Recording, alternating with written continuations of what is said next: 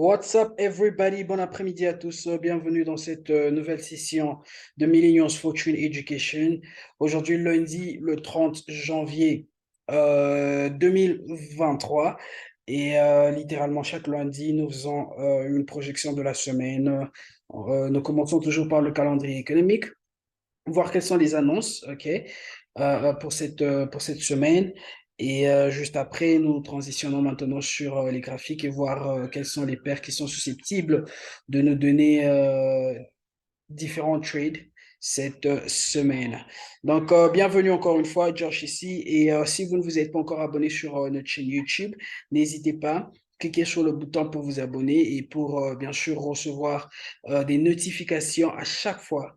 Je dis bien à chaque fois qu'il y a une nouvelle vidéo qui est mise en ligne. Alors, sans plus tarder, on va y aller. Donc, cette semaine, elle sera plutôt une semaine mouvementée, OK? Surtout pour l'euro et le dollar. Alors, bien sûr, comme vous le savez, en chaque fin du mois, c'est toujours mouvementé. Alors, qu'est-ce que nous avons dans la journée de lundi? Aujourd'hui, lundi le 30, vous allez voir qu'il y a déjà quelques annonces qui ont déjà été faites, OK? Entre autres, le GDP, le GDP quarter to quarter, qui était dans la zone européenne, bien sûr venant de l'Allemagne. Euh, voilà, dans la journée de lundi, il n'y a pas vraiment grand-chose, ok? Aujourd'hui, il n'y a pas eu grand-chose. Mardi, on va commencer avec le yen japonais à 1h50. Nous avons le retail sales, ok? Nous avons le retail sales à 1h50 et à 2h30 sur le dollar australien, nous avons également le retail sales. OK. Nous avons également le retail sales month to month. Donc, on aura suffisamment de mouvement, de volatilité, je veux dire, à 1h50 sur les paires avec le yen japonais et à 2h30 les paires avec le dollar australien. OK. Euh, on va continuer. À 8h30 nous avons le GDP venant de la zone française. OK. Et là, nous sommes en train de voir le CPI. Euh, Pas grand-chose, ok, mais ça va quand même faire à ce que le marché bouge, ok. Nous aurons le taux de chômage venant de l'Allemagne le mardi à 10h55, ok, c'est pas trop grand-chose.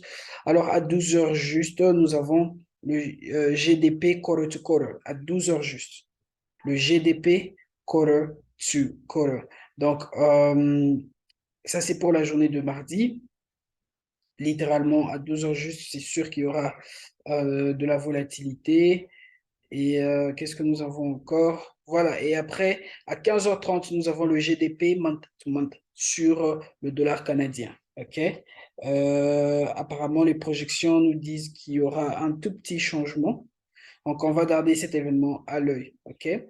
Donc, voilà pour la journée de mardi. À 17h, juste dans la même journée de mardi, nous avons le Consumer Confidence Index sur le dollar américain. Et à 23h45, nous avons le Employment Change quarter to quarter. OK? Donc, dans la journée de mardi, il y aura suffisamment de mouvement, suffisamment de volatilité dans les différentes paires. OK? Donc, il faut avoir un bon risque management, ok, et un bon risque management si vous avez ou si vous aurez des positions ouvertes dans la journée de mardi. Et dans la journée de mercredi, qui est littéralement une journée un peu plus surchargée cette semaine, ok, donc vous allez comprendre pourquoi. Nous allons commencer premièrement à 12h juste, le CPI, venant de la zone italienne. OK, là c'est à 12h juste. À la même heure, 12h juste, nous avons le CPI venant de toute la zone européenne.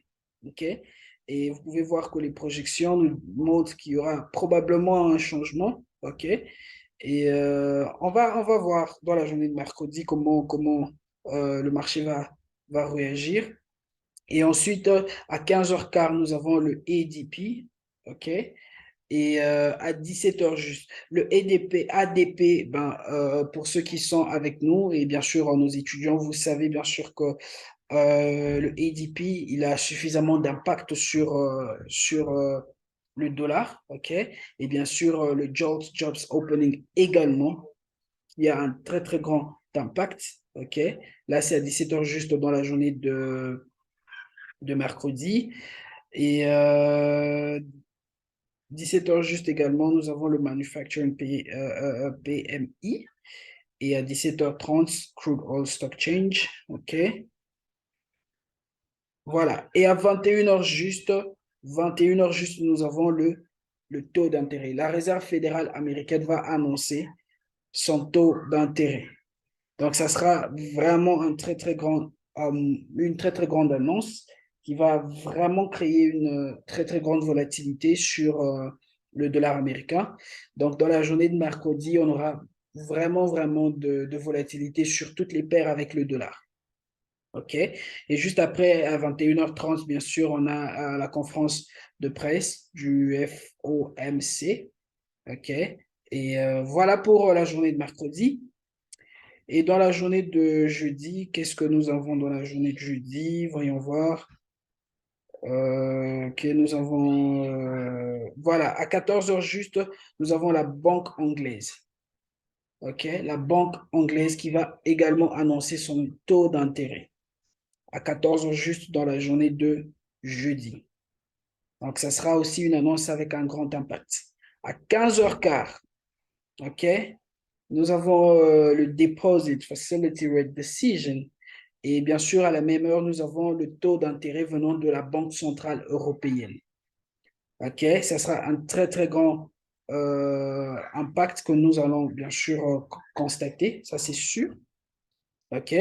Parce que bien sûr, la Banque centrale européenne va affecter la zone européenne. OK?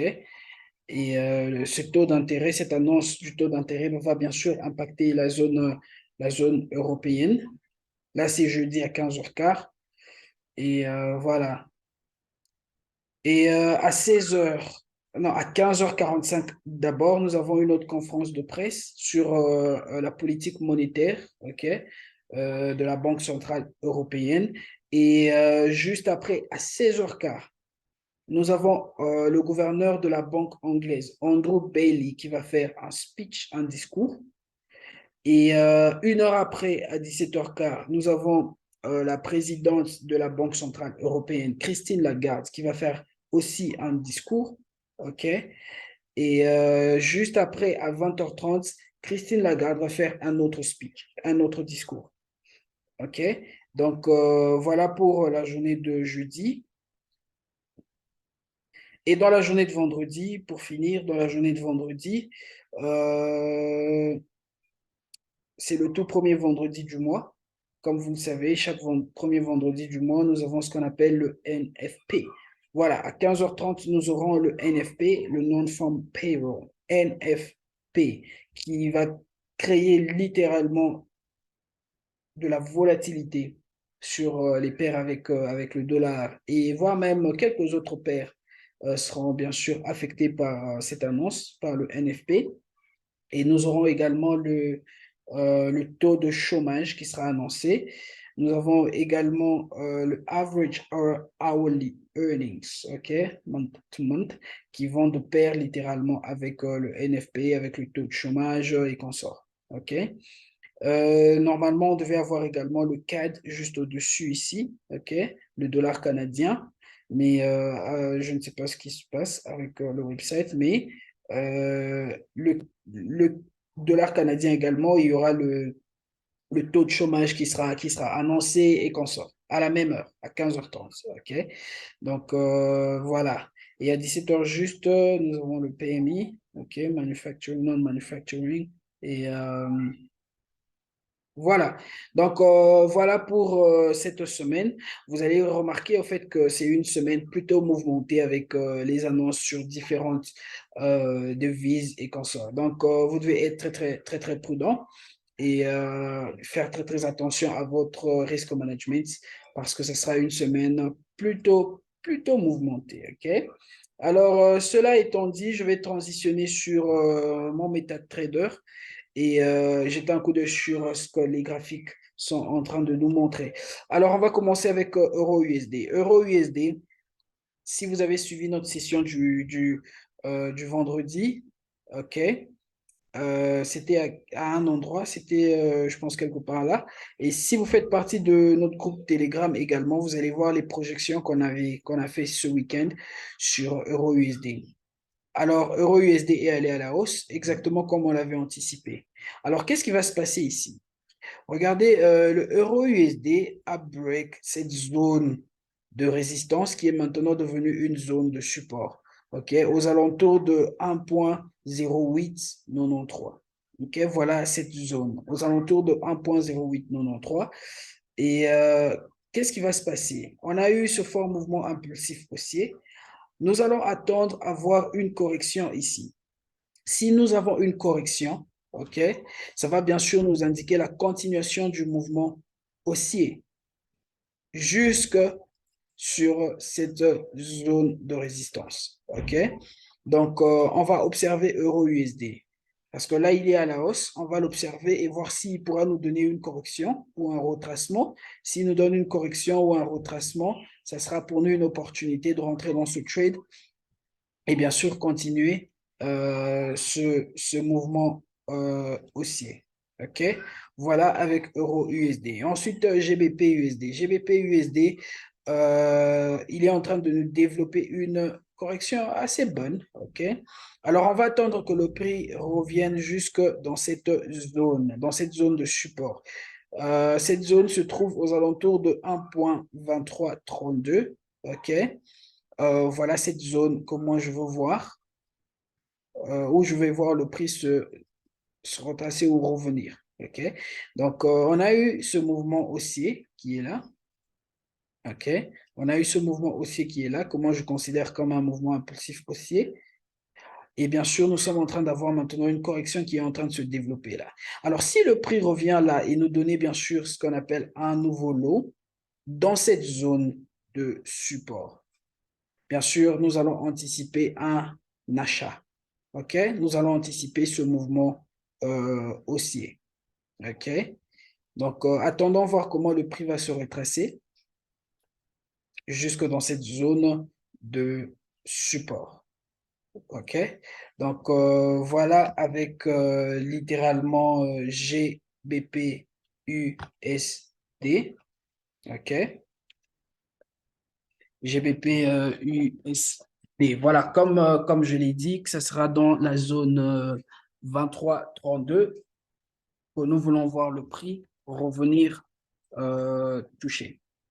Ensuite, USD-CHF. USD-CHF, on est toujours dans cette petite correction, comme vous pouvez le voir. On a eu ce breakout, OK? Alors, le prix est en train de développer cette correction. Alors, ce que moi je veux voir, c'est que le prix revenir dans cette zone de résistance et me donner plutôt un nouveau haut, OK? Me donner un nouveau haut. Et là, ça pourra maintenant me donner une opportunité de vente, OK? Ça pourra nous donner une opportunité de vente, at least jusqu'à ce niveau, OK? Mais on va bien sûr essayer de voir, parce que le prix, il se peut que le prix aille de façon agressive et break cette zone de résistance. OK? Cette zone, elle se trouve aux alentours de 0,9239. OK? Voilà cette zone, aux alentours de 0,9239. OK? Donc, je veux voir le prix me donner un nouveau haut dans cette zone, mais après, je veux avoir des confirmations. Je veux avoir des réjections, OK, qui vont bien sûr m'indiquer littéralement qu'il y a des vendeurs qui sont en train de rentrer en jeu. OK? Donc, voilà avec USD CHF. Et pour finir, USD-GPY. USD-GPY, pour ceux qui sont avec nous dans notre groupe gratuit sur Telegram, ça c'est un mouvement que nous avions anticipé depuis le week-end. OK? Alors, le week-end, le prix était quelque part là. Qu'est-ce que nous avions dit? Nous avons dit que nous voulons voir le prix revenir tester cette zone de support, OK, aux alentours de 129,40. Et c'est ça exactement qui s'est passé. Regardez, le prix est revenu retester cette zone et le prix a rejeté. Regardez ce candlestick qui est là, le premier candlestick qui est là. Regardez cette rejection massive. Et ensuite, le prix est revenu retester une seconde fois, une forte réjection encore. OK? Et bien sûr, une fois que le prix nous a donné un nouveau lot, vous auriez pris ce trade quelque part là et vous aurez donné quelque chose comme 60 pips en profit jusque-là. OK? Alors, nous allons attendre et voir comment le prix va réagir. Il se peut que le prix revienne encore une fois retester cette zone de support et nous donner un autre nouveau lot. Ça va bien sûr nous indiquer un achat encore une fois. Tout comme le prix peut repartir à partir d'ici, il peut repartir à la hausse directement. OK? À partir d'ici, il peut repartir à la hausse directement. Il n'y a pas de souci. Ça peut arriver. OK? Donc, voilà, on va garder ces quatre paires à l'œil pour la journée d'aujourd'hui et voire même dans la journée de demain, mardi. Et si ces quatre paires ne bougent pas dans ces 2 jours, OK, on va plutôt se concentrer sur les autres paires qui n'auront pas, bien sûr, le dollar parce qu'à partir du mercredi, le dollar est susceptible à plus de volatilité, ok, et ce qui n'est pas plutôt bon pour nous pour trade, ok. Donc voilà littéralement les quatre paires pour aujourd'hui lundi. Je nous donne rendez-vous encore une fois demain mardi à la même heure. Que Dieu nous bénisse. N'oubliez pas de vous abonner sur notre chaîne YouTube pour ne pas manquer nos mises à jour journalières. Josh ici, je nous donne rendez-vous encore une fois demain. Que Dieu nous bénisse et bonne journée à vous.